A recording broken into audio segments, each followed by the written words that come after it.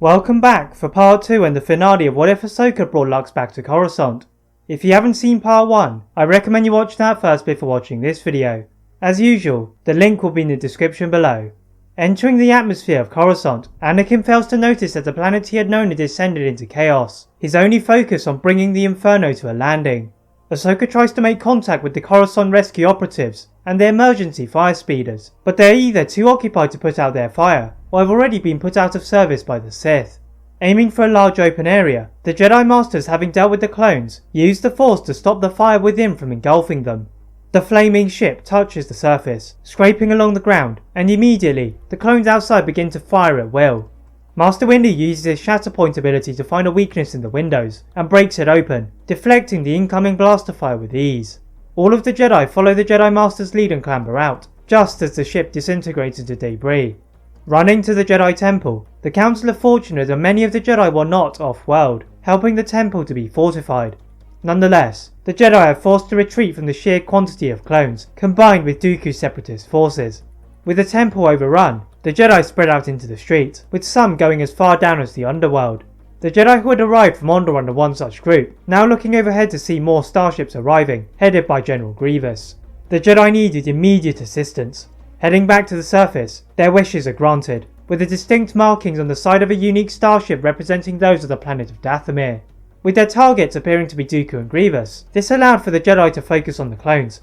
Anakin and Ahsoka had an idea, and rushed back to the Jedi Temple. Scaling around the side of the building, as the inside was under constant attack, they hop into a starfighter, and begin to take out the clones from the air.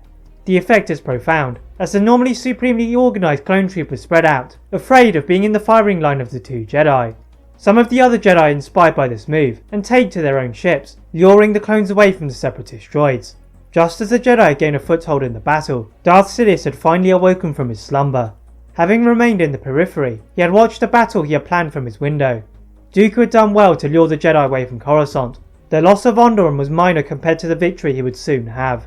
Summoning his blades from the hidden compartments in his office, Sidious slashed his window into pieces, before leaping onto a passing ship. Surveying the battle from the sky, the intervention of the Night Sisters was unexpected, so his first task was to regroup the clones. Ordering them all back to the Jedi Temple, the plan stopped Skywalker and his padawan from using their aerial attacks. Back on the ground, Yoda and Mace Windu are trying to gather any lost Jedi, but are suddenly taken aback by the clones moving oddly to the Jedi Temple.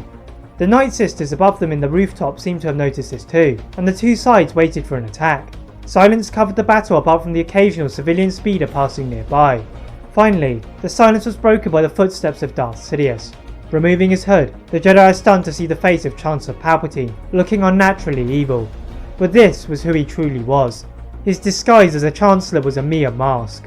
The Jedi have no time to react to their shock, as behind Sidious, Dooku emerges with his Magna Guards and orders a full-scale attack. The clones fire at the Night Sisters, but don't move from their position, forcing the hand of the Dathomir natives. Using a variety of magic and weaponry, the Night Sisters try to make a dent, but the wave of clones cannot be stopped. The Jedi are forced to enter the temple, but rather than head through the gate, they head for the tallest tower of the council chamber. The Night Sisters provide a welcome distraction, and they take out the station clones with ease.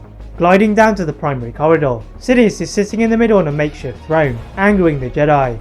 They would not allow the Sith to invade their home. Anakin surged forward in an effort to pierce his lightsaber through the throne and the Sith Lord's back, but the Sith Lord turned around and swatted away the throne to the side. Looking above at the different floors, clones began to descend to face the Jedi. Sidious cackled as he walked back to the temple gates. The Jedi had had enough, and Yoda force-pushed all of the clones into the pillars, knocking them dead, before throwing the weight of his body on a strike to the Sith Lord. Sidious turns around in time to meet the determined Jedi Grand Master, who was channeling the light like he had never done before. The other Jedi rushed forward to help him, and it was Anakin who dealt the killing blow.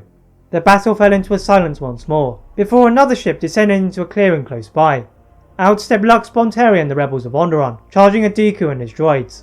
The Jedi and the Night Sisters follow suit, and charge at the separatists. Grievous eventually fell at the hands of Obi-Wan, providing Lux with a chance to kill Dooku. He does not fold at the opportunity, utilising the brief training he had to shoot through the array of lightsabers to meet his mark.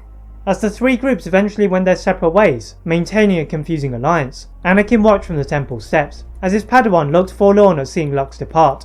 It seemed he was right to have a padawan after all. That is it for What If Ahsoka Brought Lux Back to Coruscant. Please like this video, and if you're new to this channel and my other channel, subscribe for more tips. And as always, leave a comment on what tip you'd like to see next, and how I can improve my videos. Thank you very much for watching, and see you next time.